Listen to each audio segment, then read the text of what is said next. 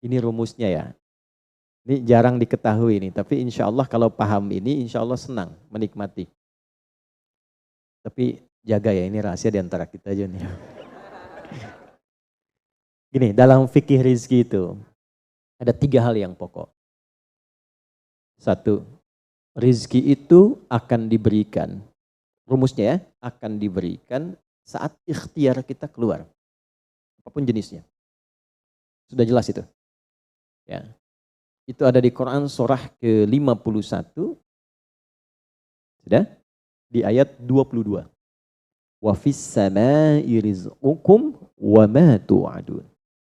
Dan di langit telah ditetapkan kadar rizkimu. Dan dijanjikan oleh Allah pasti diberikan.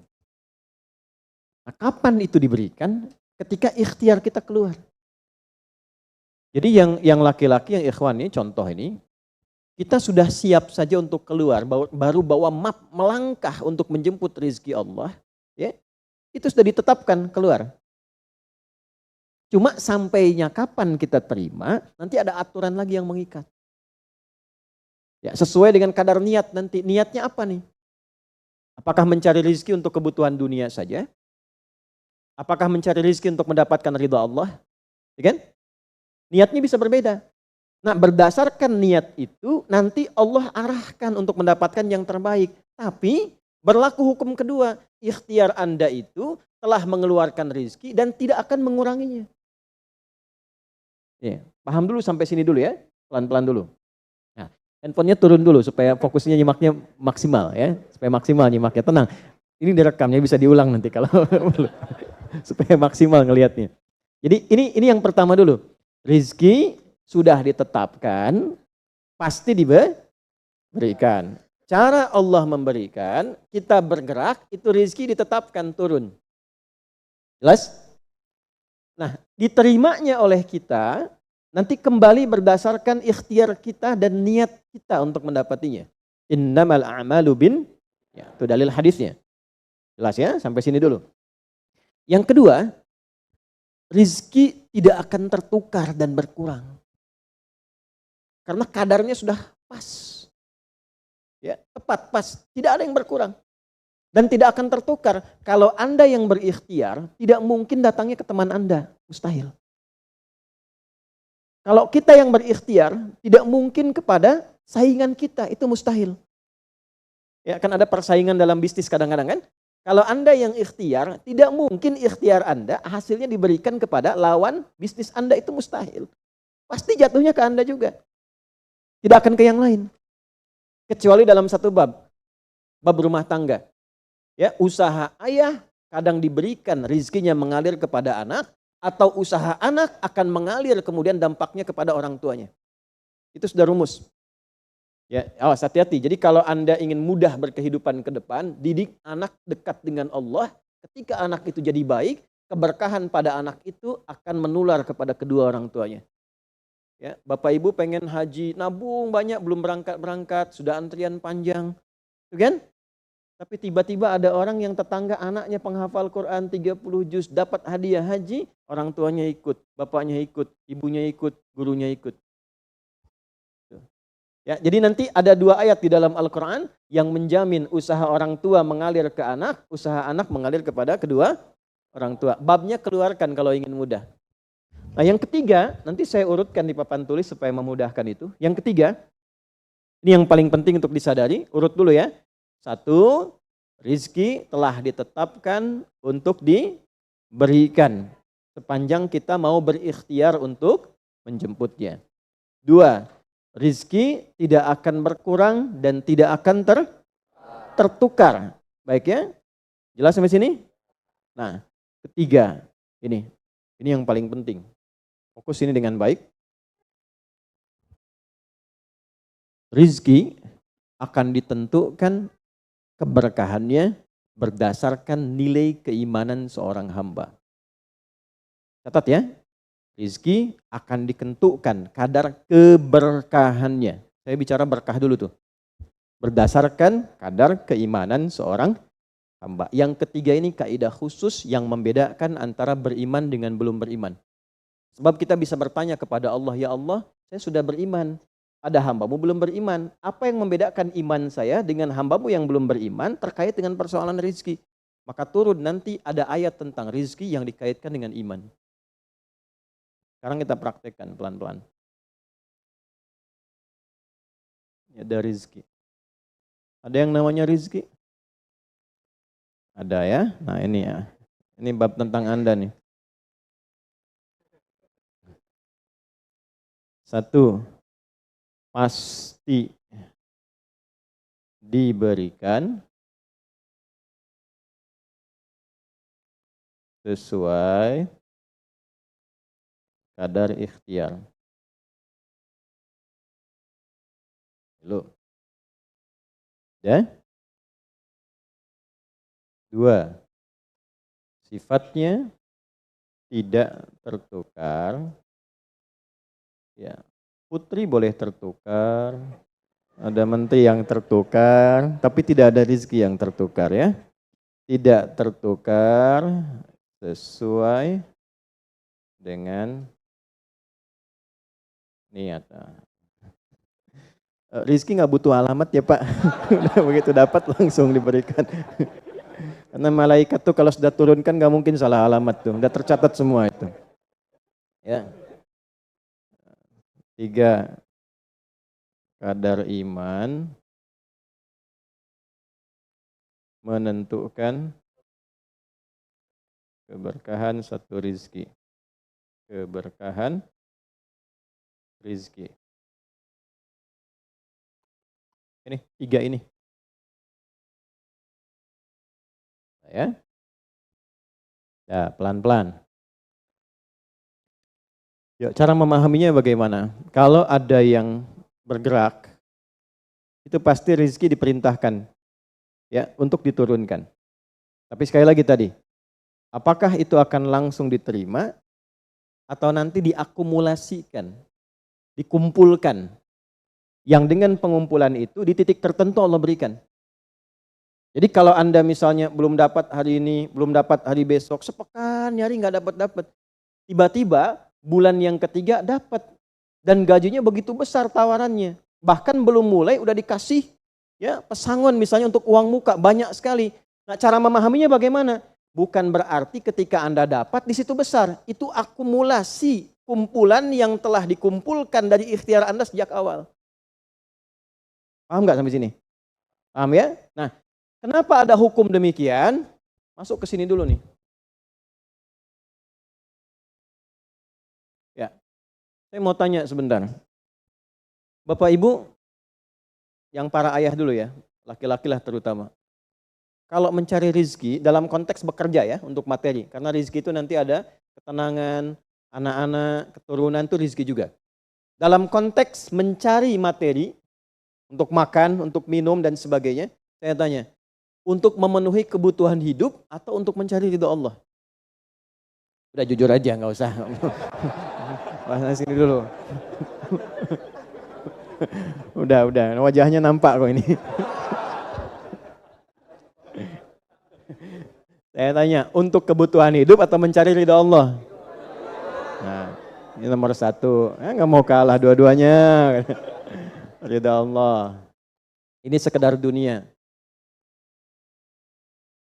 Pelan-pelan ya. Ketika Anda mencari rizki hanya untuk dunia, maka yang berlaku hukum dunia. Ya. Semakin Anda bekerja keras, semakin Anda dapat. Semakin Anda kreatif, semakin mudah dapat. Ya, semakin pintar, semakin mudah dapatnya. Di sini tidak berlaku masalah iman. Karena semua sama, Allah tetapkan hukum dunia. Siapa yang bekerja keras, siapa yang mau kreatif, siapa yang punya inovasi, siapa yang makin pintar, mudah dia mendapatkan dunia. Ada ilmu menambah, dunia dapat. Man arada dunya, kata Imam Syafi'i, fa'alaihi bil ilmi. Siapa yang ingin menguasai dunia, dengan ilmu bisa dapat. Ini. Ada ilmu kreativitas, ada serius, sungguh-sungguh. Kerja yang serius, sungguh-sungguh. Itu kan? Di Tiongkok itu kalau datang ke satu tempat ketukin tiap pintu nawarin barang. Ya, barang ditawarin 1, 2, 3, 4 saking seriusnya. Orang mengerjakan apa, dia cari yang lain. Pernah dulu ada orang bukan muslim ke Saudi, mampir ke Jeddah hanya untuk lihat jemaah haji itu beli apa. Setelah itu dia pulang ke Tiongkok, ke Cina, ya. Musim berikutnya itu made in China. Semua buatan Cina tuh, yang tasbih Cina, yang sajadah Cina, dan harganya jauh di atas harga-harga standar. Gitu tuh. Jadi kalau misalnya orang serius, sungguh-sungguh kreatif, inovasinya ada, bisa buat sesuatu yang orang lain nggak buat, dia bisa sukses. Hukum dunia. Gitu. Tapi semua apa yang didapatkan pun untuk memenuhi kebutuhan dunia saja. Nafsu ada di situ, persaingan ada di situ, ya, popularitas ada di situ. Makanya orang-orang yang kerjanya orientasi dunia itu pada umumnya, pada umumnya apa yang didapatkan hanya untuk memenuhi kebutuhan nafsunya saja. Selesai sampai sini. Nafsu itu kan nggak berhenti. Makanya perlombaannya berapa banyak? Ayo siapa yang duluan dapat 10 triliun? Siapa yang duluan dapat 20 triliun? Dunia. Dan nggak akan berhenti. Begitu dapat pengen nambah lagi. Dapat pengen nambah lagi. Walaupun yang dipakai mungkin tidak sampai ke situ. Sekarang saya tanya Anda ya. Mengumpulkan sesuatu yang tidak Anda gunakan bermanfaat tidak? Ya. Ibu misalnya mengumpulkan kayu bakar banyak sampai seruangan masjid ini, Bu. Ya. Tapi yang ibu pakai sehari cuma satu. Ya, dikumpulin 1, 2, penuh, tapi yang dipakai 1. Tapi nggak pernah puas melihat pengen lagi, sampai 10 masjid kayu dikumpulkan. Yang dipakai cuma 1. Kira-kira perbuatan semacam ini bermanfaat tidak? Nah, jika ada orang yang banyak bekerja, hanya membutuhkan sesuatu untuk memenuhi keinginannya saja, ketahuilah Anda terjebak dalam kehidupan duniawi. Mohon maaf sebesar-besarnya ya. Jadi kalau bekerjanya hanya untuk tambah tabungan lagi, cek saldo, bandingkan dengan teman-teman, tapi dari apa yang dikumpulkan tidak membuat Anda lebih baik. Ya, yang paling bahaya tuh gini, pas sakit carinya obat generik. Padahal kayaknya minta ampun gitu. Ya, itu menunjukkan bahwa ada sifat dunia yang menguasai. Pada diri pribadi pun bersifat masih kikir. Nah ini ya, ini yang berbahaya ini. Ya, kalau bekerjanya nggak ada masalah, serius dapat nggak ada masalah. Cuma yang dapat ini mengeluarkannya seperti apa? Kalau hanya mengumpulkan, hanya pamer, hanya untuk update, dia mau menyampaikan dengan pamernya, pakai hukum dunia, nggak bisa disalahkan dalam konteks dunia. Walaupun secara moral dalam hukum agama ini tidak dibenarkan. Jelas nggak sampai sini? Ya, sekarang saya tanya, ada nggak orang misalnya OKB misalnya, orang kaya baru gitu. Nah, baru kaya langsung pasang status, ada yang begitu? Ya, dapat mobil baru pasang status, ada yang begitu? Nah, ini biasanya semakin banyak dilakukan terjebak dengan hukum dunia. Tugas kita mendoakan, bukan mencela. Oh pasti si itu tuh, bukan ya, jangan seperti itu. Ya, tugas kita mendoakan kembali dan sehingga dengan doa itu mudah-mudahan sampai kepada jiwanya untuk bisa berubah. Sehingga diarahkan pada yang lebih baik. Tapi maksud saya begini, kalau ada di antara yang ngaji itu terpedaya dengan sistem seperti ini, dia bekerja, tambah lagi, tapi penambahan itu tidak membuat kehidupannya lebih baik dan bermanfaat, dia terjebak dalam kehidupan dunia. Pada akhirnya berlaku hukum akhir dunia. Hukum akhirnya? Fana. Dunia itu kan punya 2 arti, satu cepat, yang kedua rusak. Cepat, gak terasa, kayaknya baru kemarin kita ngaji ya, sekarang ketemu lagi. Cepat tuh. Ya ketemu teman, kayaknya baru kemarin main sama-sama. Ternyata sekarang udah punya cucu 4 gitu. Ya? Itu dunia tuh. Itu hukum dunia, cepat. Ya, cepat. Yang kedua rusak. Semua dunia itu akan fana, rusak, sifatnya hilang, habis. Kalau bukan kita meninggalkan dunia, dunia yang meninggalkan kita duluan. Ini saya sering katakan, ini ada gelas nih, menampung air. Airnya habis, didiamkan saja, jangan diapa-apakan. Ini kotor, rusak sendiri. Anda punya handphone, elektronik, simpan aja, nanti rusak sendiri. Sifat semua dunia itu rusak. Ya, di sepanjang kita berada di dunia, tubuh pun gak abadi. Yang ganteng-ganteng akan hilang dengan sendirinya gantengnya. Makanya ibu kalau cari suami ganteng nanti rugi tuh. Ya, baik sama, istri juga demikian, yang perempuan demikian. Semua selama di dunia hukum berlaku. Nah, harta juga begitu. Saat dikumpulkan banyak yang dihitung ini, Kalau tidak sadar dengan, nah ini poinnya. Kalau tidak sadar dengan ketentuan hidup yang benar, pasti penyesalannya di akhir. Karena semua yang dikumpulkan itu pada akhirnya akan selesai hilang.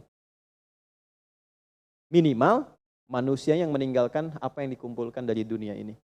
Terkumpul 100 triliun, hartanya kumpul, manusianya kan meninggal juga. Ya kan? Selesai ya? Ya pertanyaannya, selama hidup yang kemakan berapa dari sini? Nah ini yang kemudian dikoreksi oleh agama, dituntun oleh Islam. Tidak salah. Kalau bisa jangan 100 triliun, nanggung 1000 triliun, 2000 triliun, 3000 triliun. Kayak Abdurrahman bin Auf tuh sampai 14.000 triliun. Kalau dihitung dengan kurs sekarang, sampai 14.000 triliun. Tapi ternyata apa yang dikumpulkan itu membawa keberkahan untuk dunianya plus membawa bekal kebaikan untuk akhiratnya. 1 dari 10 orang yang dijamin masuk surga tanpa hisab adalah orang paling kaya yang pernah hidup di muka bumi ini. Salah satunya Abdurrahman bin Auf. Hartanya kurang lebih sampai 14.000 triliun. Tapi bisa menggunakannya. Dunianya sejahtera, akhiratnya terjamin. Jelas sampai sini? Ya, nah maka yang paling menentukan itu ini satu niat, yang kedua di sini aspek keberkahan. Dicarinya pakai iman.